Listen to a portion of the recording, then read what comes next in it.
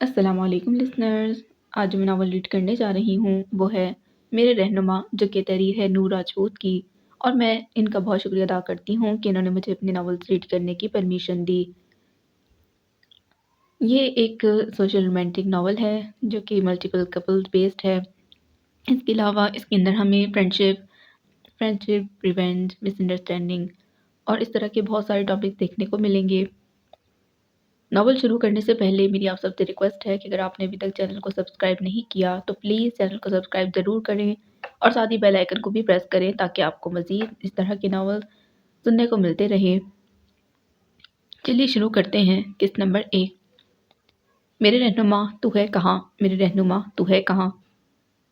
میری زندگی کا یہ سفر تیرے بن جو ہے رواں دواں، یہ سفر صحرا سے کم نہیں ہے۔ میرے رہنما ذرا دیکھ تو، میرے سفر زیست کا سلسلہ تیرے انتظار سے ہے جڑا۔ میں کڑی ہوں تنہا راہ پر، نہ ہم سفر ہے کوئی نہ رہبر۔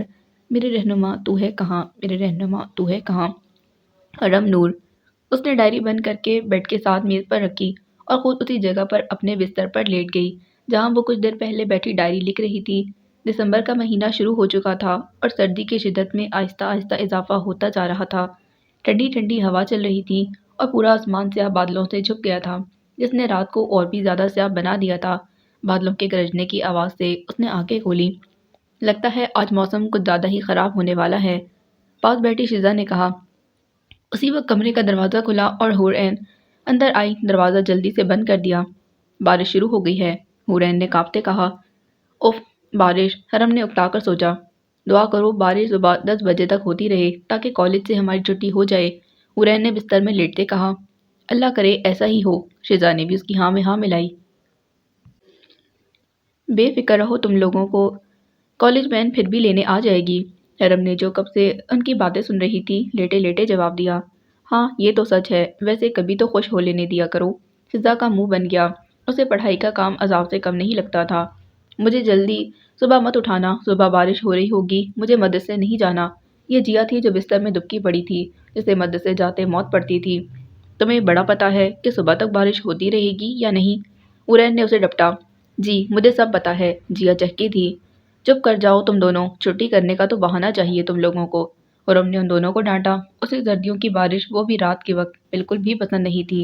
بارش برسنے کی آواز کمرے میں صاف سنائی دے رہی تھی۔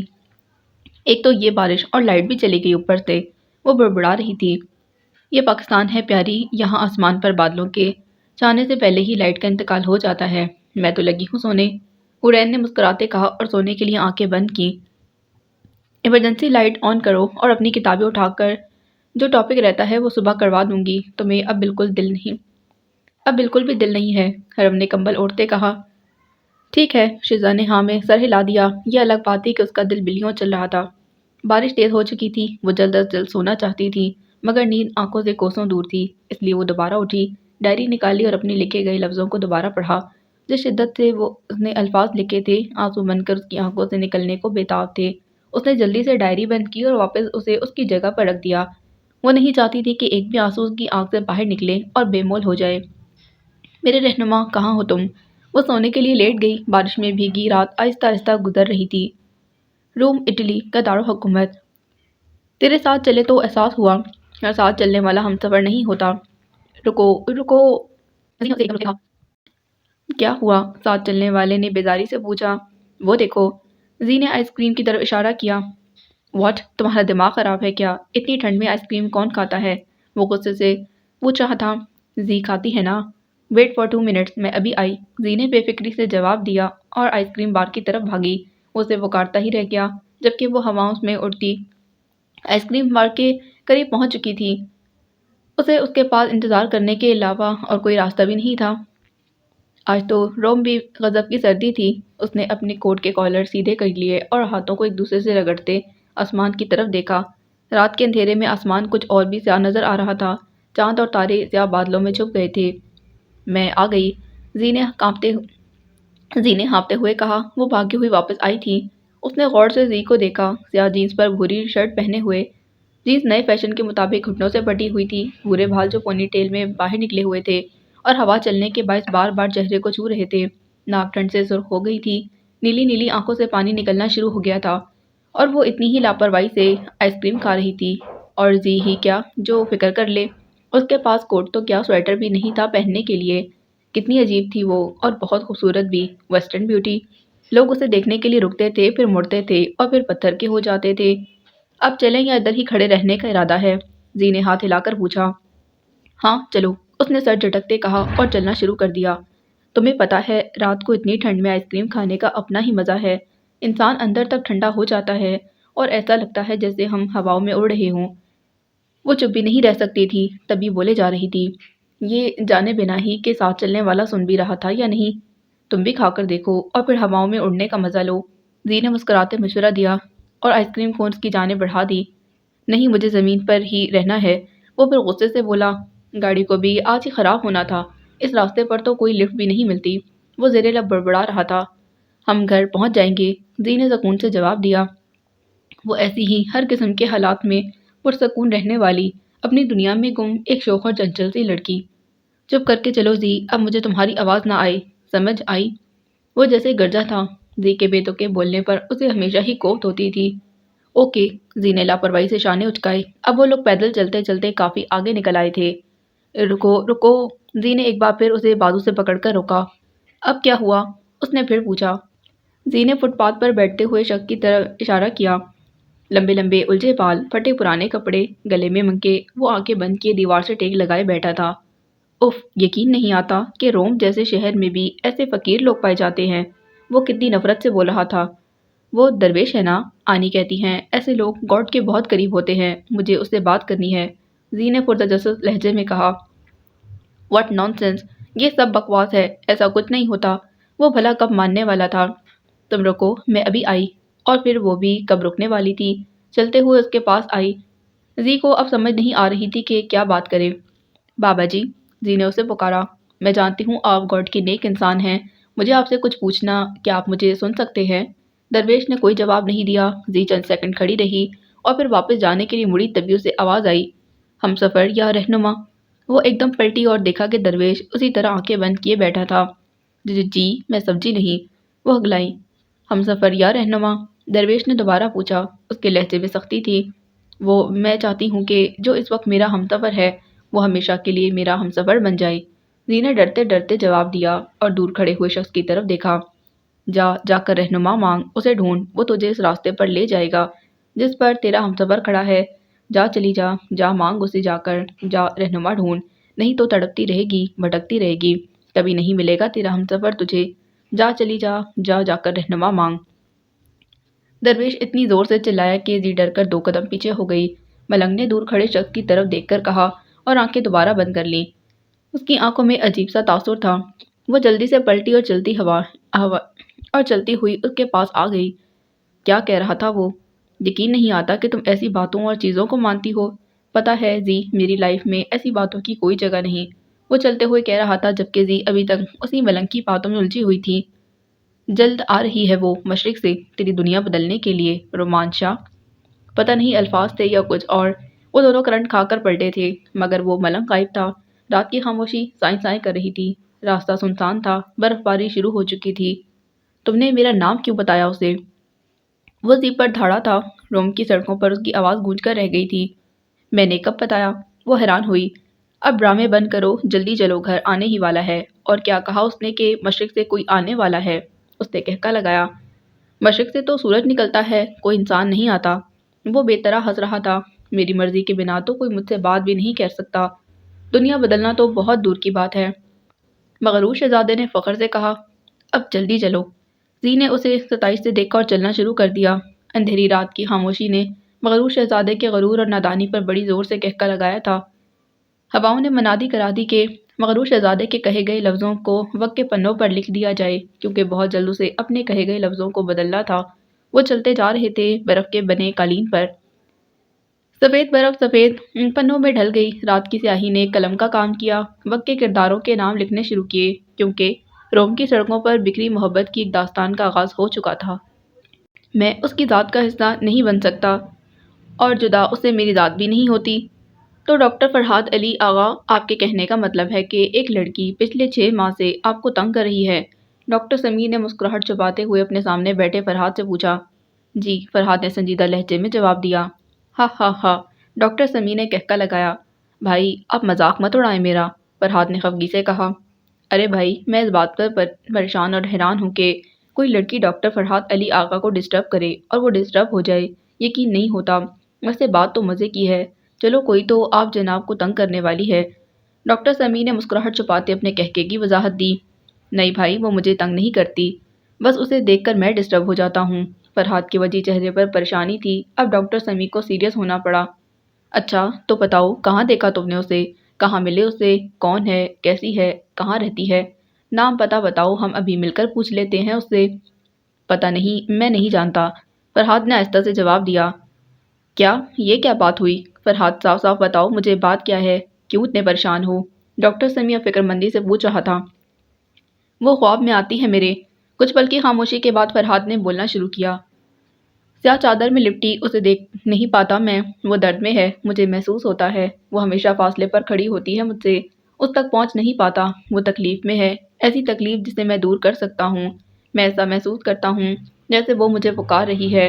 وہ بولے جا رہا تھا اور ڈاکٹر سمیع حیران تھا کہ وہ فرحاد تو نہیں ہے، یہ تو کوئی اور تھا۔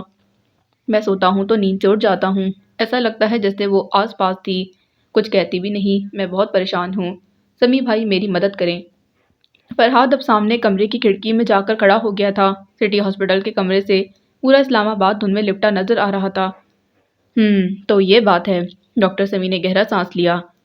میں تھک چکا ہوں سمیع بھائی، جانے وہ کون ہے بھی یا نہیں، ایک سراپ ہے جس کے پیچھے بھاگ رہا ہوں، اس کی ذات کو جھٹلا نہیں پا رہا ہوں، مجھے کچھ سمجھ نہیں آ رہا کہ کیا کروں، جانے وہ کھڑکی سے باہر دھند میں کسے تلاش کر رہا تھا۔ دیکھو فرحاد، سننے میں یہ باتیں بہت عجیب سی ہیں، مضحکہ خیز۔ ڈاکٹر سمیع اب اپنی جگہ سے اٹھ کر اس کے پاس آ کر کھڑا ہو گیا تھا۔ شاید کوئی بھی یقین نہ کرے، اور ہم تو پھر ڈاکٹر ہیں، سائنس کے پیروکار، ہمارے لیے تو یہ باتیں اور بھی فضول ہیں، لیکن بات اور بھی ہے، ہم مسلمان ہیں۔ ڈاکٹر سمیع نے فرحاد کے کان کے قریب سرگوشی کی۔ فرحاد نے حیرانی سے ڈاکٹر سمیع کو دیکھا۔ اس بات کا کیا تعلق ہے میرے خواب سے؟ ہمارا دین معجزہ ہے، ڈاکٹر سمیع نے پھر بولنا شروع کیا۔ ہماری زندگی میں بھی کچھ ایسے معجزے ہو جاتے ہیں جنہیں ہم نہیں جانتے، کچھ راز ہیں جو آنکھوں سے اوجھل ہیں، کچھ باتیں ہیں جو شعور سے باہر ہیں، لیکن یاد رکھو اللہ پاک سب جانتے ہیں، وہ جو کرتے ہیں سب ٹھیک ہی کرتے ہیں۔ اور رہی بات اس لڑکی کی تو اس کا تم سے کچھ تو تعلق ہے، شاید تمہاری روح سے تعلق ہے اس کا۔ فرحاد نے چونک کر ڈاکٹر سمیع کو دیکھا۔ روح سے تعلق؟ بھلا کیسے؟ ہاں روح سے، اس کی روح جڑی ہے تم سے، اس کے درد کو تمہاری روح محسوس کرتی ہے، وجہ کچھ تو ہے، شاید اس کی روح تمہارے ساتھ رہی ہو عالم ارواح میں، یا پھر اس دنیا میں ملنا ہو اس نے تم سے، وجہ کچھ بھی ہو، لیکن ایک بات تو ہے کہ تمہارا سکون اس کے ساتھ جوڑ دیا گیا ہے، اس سکون کو اب تمہیں حاصل کرنا، اور روح کا سکون دل کی خوشی سے بڑھ کر ہوتا ہے، سمجھ گئے نا؟ جی، فرحاد نے اس بات میں سر ہلایا، اس کے چہرے پر سوچ کے آثار نمایاں تھے۔ ویسے یار اسلام آباد میں کچھ زیادہ ہی سردی ہے، ڈاکٹر سمیع نے اس بات کا رخ بدل دیا تھا۔ کیوں آپ کے لاہور میں سردیاں نہیں آتی کیا؟ فرحاد نے مسکراتے پوچھا۔ ٹھنڈ تو ادھر بھی ہوتی ہے پر ادھر تو حد ہی ہو گئی۔ اچھا میں چلتا ہوں، دادو اور حمزہ انتظار کر رہے ہوں گے، لاہور سے سیدھا تمہارے پاس ہی آیا ہوں، اور ادھر آ کر پتہ چلا کہ موصوف لڑکی کے چکر میں ہے۔ ڈاکٹر سمیع کی بات پر دونوں ہی نے کہکا لگایا۔ اچھا یار ڈیوٹی ختم ہوتے ہی گھر آ جانا، شام کو ملتے ہیں آغا ہاؤس میں، ڈاکٹر سمیع نے اپنا کوٹ اور بیگ اٹھاتے کہا۔ ٹھیک ہے جناب، میں سیدھا گھر آ جاؤں گا، فرحاد نے مسکراتے کہا۔ اپنا خیال رکھنا، ڈاکٹر سمیع نے گلے ملتے کہا اور اللہ حافظ کہتا چلا گیا۔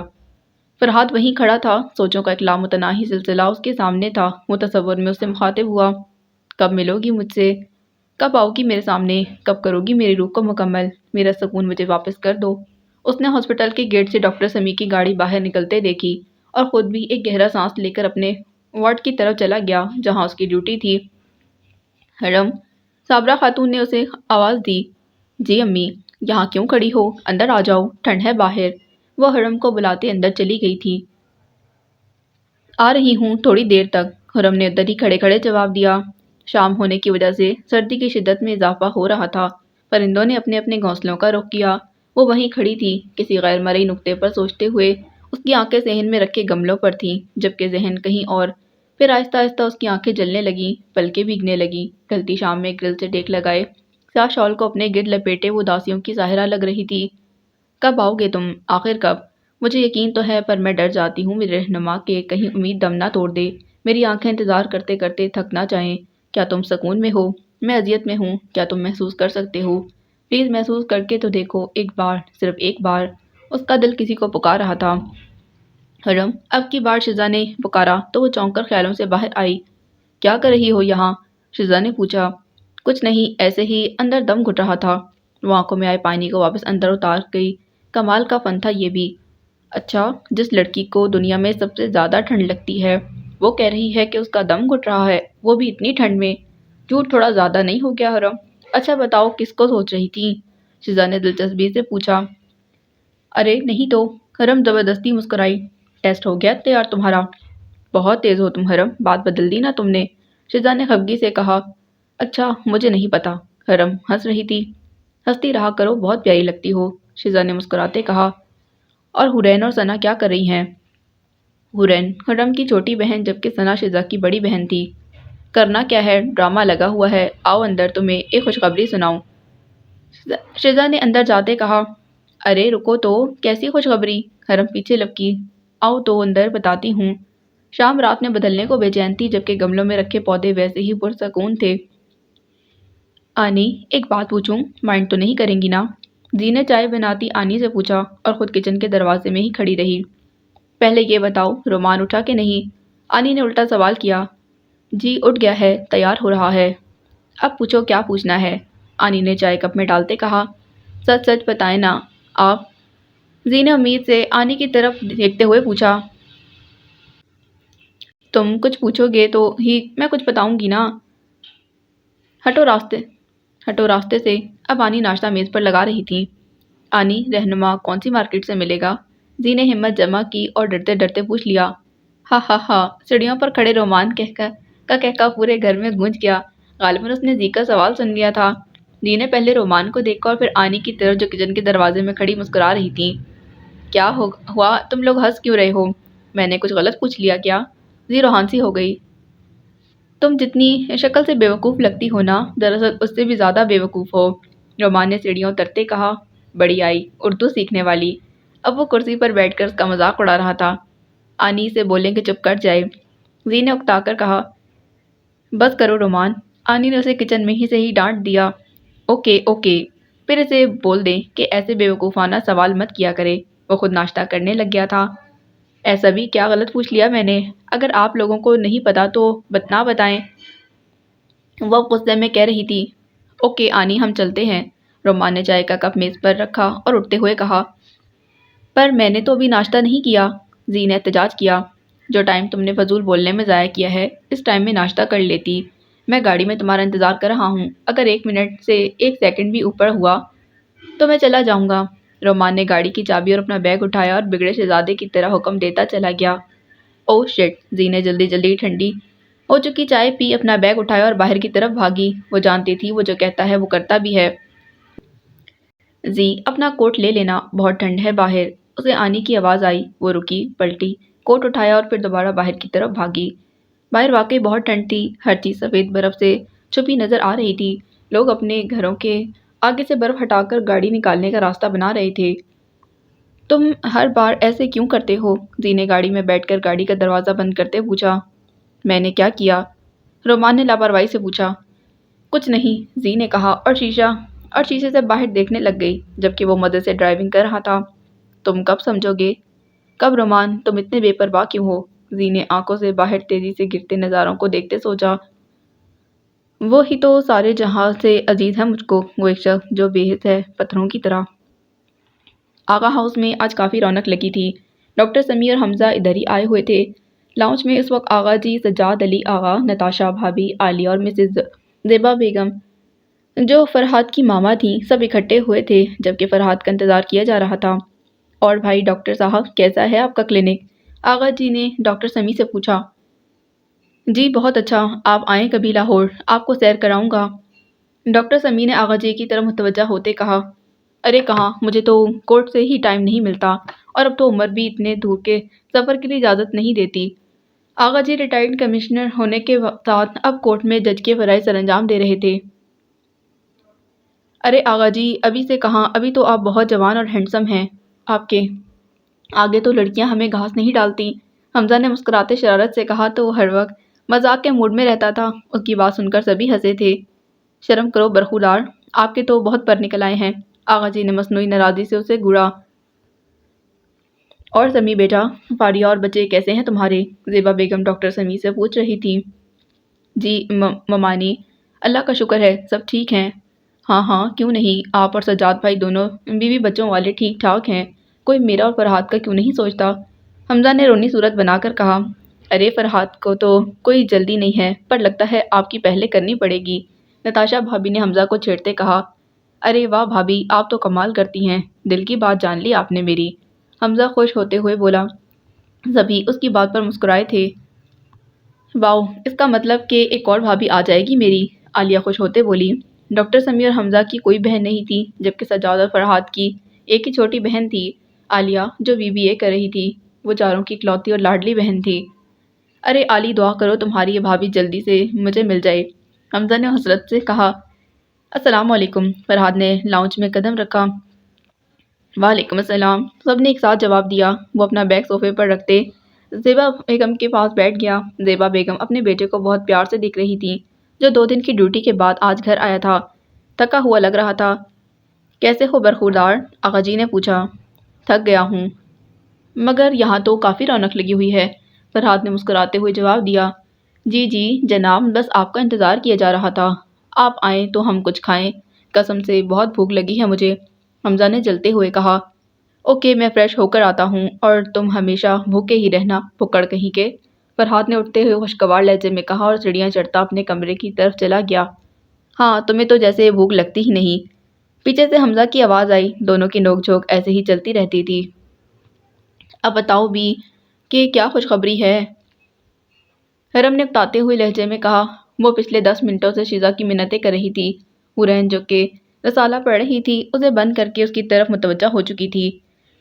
ویسے خوشخبری اتنی بڑی نہیں ہے، حورین کو بھی پتہ ہے اس کا، شیزا نے رازدارانہ لہجے میں کہا۔ تم بتاؤ اب جلدی سے، حرم کا تجسس سے برا حال تھا۔ بات یہ ہے ثانی آپی آئی ہوئی ہیں اور وہ دسمبر کی چھٹیاں ادھر طایا ابو کے گھر گزاریں گی، شیزا نے آخر بتا ہی دیا۔ واؤ، یہ تو مزے کی بات ہے، پر تم لوگوں کو کیسے پتا؟ حرم کو تجسس ہوا، آج فون آیا تھا ان کا۔ تم ویسے بھی اس دنیا میں نہیں رہتی، تمہیں کیا خبر ہوگی کہ کون آ جا رہا ہے، شیزا نے منہ بسوڑتے کہا۔ ویسے انہوں نے ہمیں بلایا ہے، چلو اس بہانے ہم طایا ابو کا نیا گھر بھی دیکھ لیں گے۔ حورین بہت خوش تھی، اسے آفاق طایا کا نیا گھر دیکھنے کا بہت شوق تھا۔ جبکہ حرم کچھ سوچ رہی تھی، تبھی کمرے میں ثنا داخل ہوئی۔ یہ لو تمہاری چائے، ثنا نے کمرے میں داخل ہوتے کہا اور چائے کا کپ حرم کے آگے کر دیا۔ شکریہ، حرم نے مسکرا کر جواب دیا اور کپ تھام لیا۔ کبھی مجھے بھی پلا دیا کرو چائے، بہن تم میری ہو اور چائے حرم کو پلاتی رہتی ہو، شیزا نے مصنوعی خفگی سے کہا۔ او ہو، جیلس نہیں ہوتے بچے، ثنا مسکرائی۔ ویسے ثنا تم حرم سے اتنا پیار کرتی ہو کیوں؟ حورین رازداری سے پوچھ رہی تھی۔ کیوں بتاؤں، یہ راز ہے، ثنا نے صاف انکار کیا بتانے سے۔ حرم کی باتیں سن رہی تھی اور ساتھ ساتھ چائے پی رہی تھی، اس کے چہرے پر مسکراہٹ تھی۔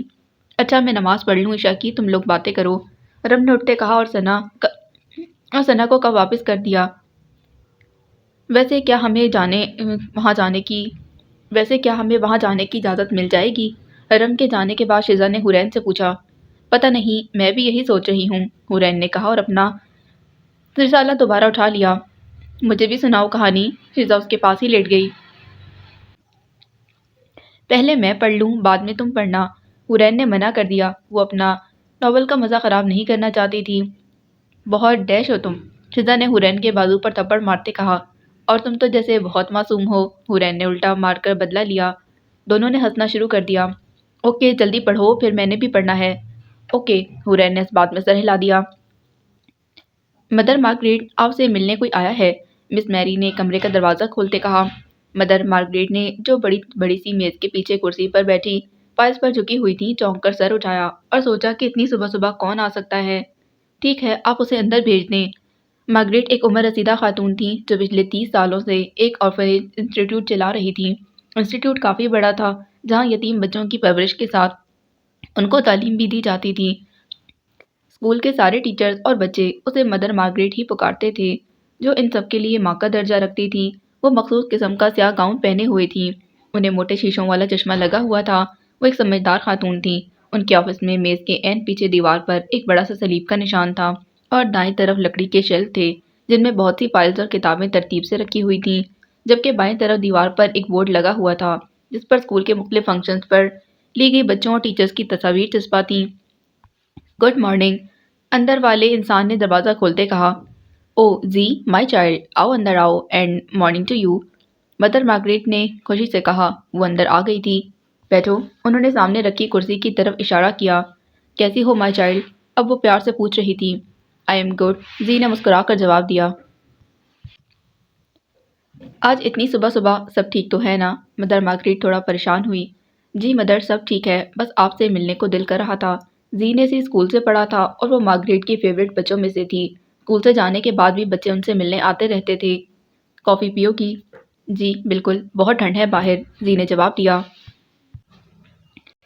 2 کافی کے کپ بھیج دیں، مارگریٹ نے انٹرکام پر کہا اور زی کی طرف متوجہ ہو گئی۔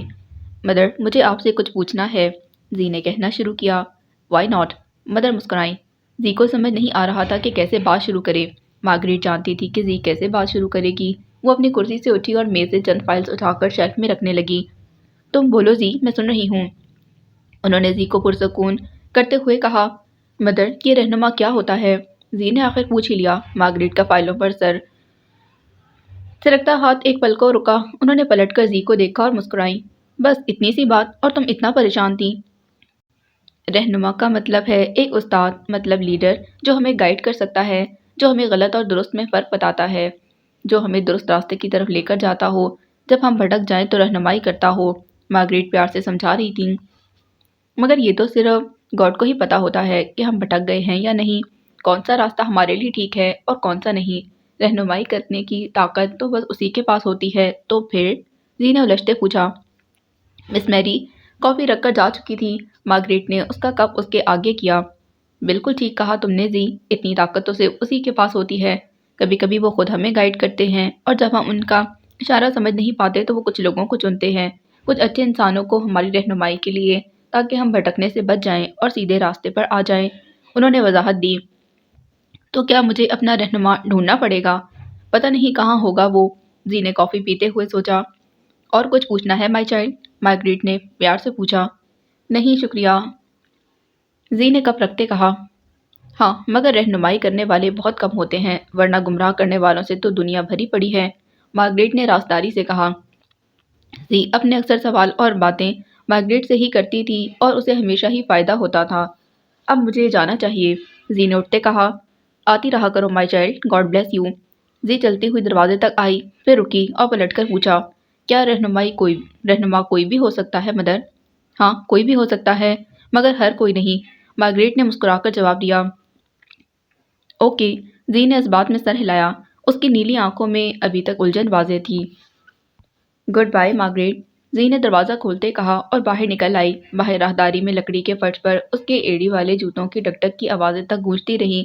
پھر جب وہ کوریڈور سے باہر نکلی تو سرد ہوا کے جھونکے اس کا استقبال کرنے لگے۔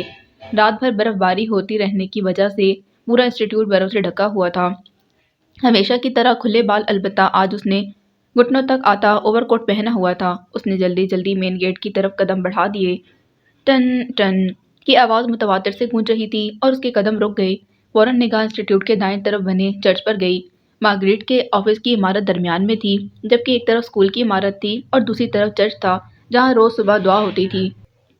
جا کے رہنما مانگ، اسے ڈھونڈ، زی کے کانوں میں اچانک کچھ دن پہلے کہے گئے اس ملنگ کے الفاظ گونجے اور اس کے قدم چرچ کی طرف اٹھنے لگے۔ وہ چلتی چرچ میں داخل ہو گئی۔ چرچ میں دونوں طرف بیٹھنے کے لیے بینچ رکھے ہوئے تھے، درمیان میں گزرنے کا راستہ تھا۔ آخری سرے پر بڑا سا صلیب کا نشان تھا جو مسیح کو ظاہر کرتا تھا۔ صلیب کے آگے دونوں طرف موم بتیاں جل رہی تھیں۔ زی نے بالکل صلیب کے پاس جا کر دونوں گھٹنوں کو زمین پر رکھا، دونوں ہاتھوں کو آپس میں جوڑ کر بند کیا، پھر آنکھیں بند کیں۔ اس کے ہونٹ ہلنا شروع ہو گئے۔ پلیز گاڈ، یو نو ایوری تھنگ، آپ کو تو سب پتہ ہے، پلیز مجھے دے دیں جو مجھے چاہیے۔ مجھے نہیں معلوم میرا رہنما کدھر ہے، آپ جلدی ہی مجھے اس سے ملوا دیں، کیونکہ جو چیز مجھے پسند ہے صرف وہی مجھے اس تک لے جا سکتا ہے۔ پلیز میرے رہنما کو جلدی میرے پاس بھیج دیں، پلیز پلیز۔ اس نے آنکھیں کھولی، پیشانی اور سینے پر اس کا نشان بنایا اور کھڑی ہو گئی۔ اتنی صبح صبح جو تم نے اتنی شدت سے مانگا ہے، آئی وش وہ تمہیں ضرور ملے گا۔ اسے ایک طرف سے چرچ کے فادر کی آواز سنائی دی۔ تھینک یو فادر، دی نے مسکرا کر کہا اور واپسی کے لیے قدم بڑھا دیے۔ اسے اب جلدی گھر پہنچنا تھا، رومان کے اٹھنے سے پہلے۔ پتہ نہیں سلیب کے اس نشان نے اس کی آواز سنی تھی یا نہیں، لیکن تقدیر نے وق کے پنوں پر کچھ لکھ لیا تھا جسے ہر صورت پورا ہونا تھا۔ باقی انشاءاللہ اگلی قسط میں اور اس ناول کو آپ ضرور سنیے گا، کیونکہ یہ ناول پہلے بھی مکمل ہو چکا ہے، مگر اب اس میں رائٹر نے کہانی چینج کرنے کا ارادہ کیا ہے اور اس میں آپ کو بہت ساری چینجز بھی دیکھنے کو ملیں گی۔ تو کہانی کو ضرور سنیے اور پڑھیے۔